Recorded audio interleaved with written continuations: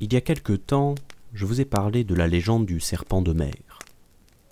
Mais il n'y a pas que l'eau salée qui peut contenir des créatures étranges, les eaux douces également, et en particulier la rivière Huine qui abrite un monstre terrifiant.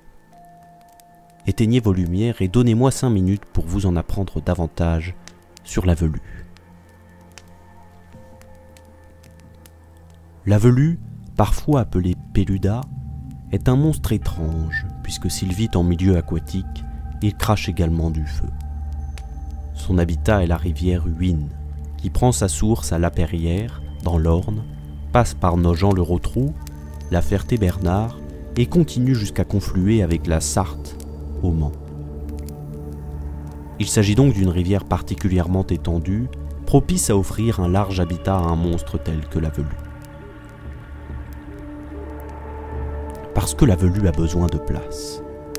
Dotée de larges pattes ornées de cornes affûtées et de ventouses pour retenir ses victimes, son corps en forme ovale est couvert d'une fourrure verte agrémentée de piquants empoisonnés qu'elle peut expulser comme des flèches vers ses proies. Sa tête ressemble à celle du serpent, et sa gueule, pouvant cracher du feu ou des jets d'acide, est aussi dangereuse que sa queue tellement aiguisée qu'elle exécute instantanément tout être vivant, y compris les humains. Au-delà des traces écrites que l'on peut retrouver en France, la velue a notamment été relevée par Jorge Luis Borges, auteur argentin, dans son livre des êtres imaginaires en 1957. Mais la velue a surtout fait fureur au Moyen-Âge, non seulement parce qu'elle dévorait les enfants en ville, en particulier les plus vertueux, mais aussi parce qu'elle ravageait les troupeaux et détruisait les cultures, soit avec son souffle fétide flétrissant les récoltes, soit de son simple déplacement dans les eaux qui avait le pouvoir de provoquer des inondations aux alentours. On raconte que la bête aurait été présente dès le déluge et que lorsque les eaux sont montées, Noé ne l'aurait pas acceptée au sein de l'arche tellement elle était terrifiante et malfaisante. Depuis lors, rancunière, la velue chercherait à détruire tout ce qui émane de l'homme.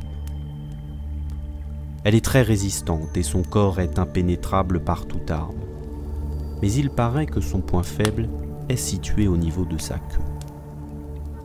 On raconte en effet que des fées peuvent être croisées du côté de La Ferté-Bernard.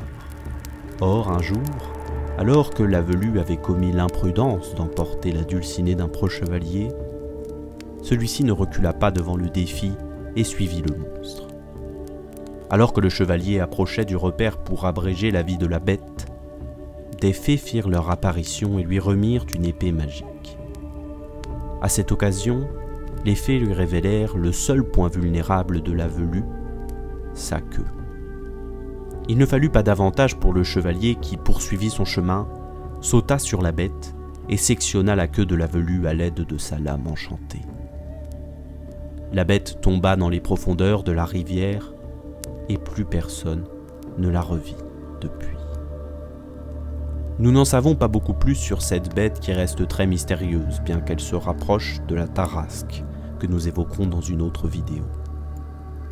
Certains racontent tout de même que la bête est toujours vivante, affaiblie, car la détruire en lui coupant la queue aurait simplement mis un terme à l'une de ses nombreuses vies, dès lors que cette mort lui offre la capacité de renaître de son propre corps, une renaissance entre l'hydre et le phénix. Vrai ou pas, on se souvient encore de la velue dans les rues de La Ferté-Bernard et à Tuffet, où il ne fait pas bon de vouloir se baigner dans la rivière locale où l'on craint encore de la voir jaillir. À bon entendeur. Vous en savez désormais davantage sur la velue qui a terrorisé la région du Mans et plus largement les abords de l'Huine. J'espère que cette nouvelle vidéo et que ce format des 5 minutes vous a plu. L'objectif est de proposer à la fois ce format de vidéo plus courte et en parallèle des dossiers un peu plus poussés, de 15 à 30 minutes, pour plaire à tous les goûts. Pensez à me donner un petit coup de pouce en aimant la vidéo, mais surtout en vous abonnant à la chaîne. Comme d'habitude, n'hésitez pas également à m'indiquer en commentaire si vous souhaitez un podcast sur une légende qui vous intéresse. Je le ferai avec plaisir. Merci à vous pour votre écoute et à très bientôt.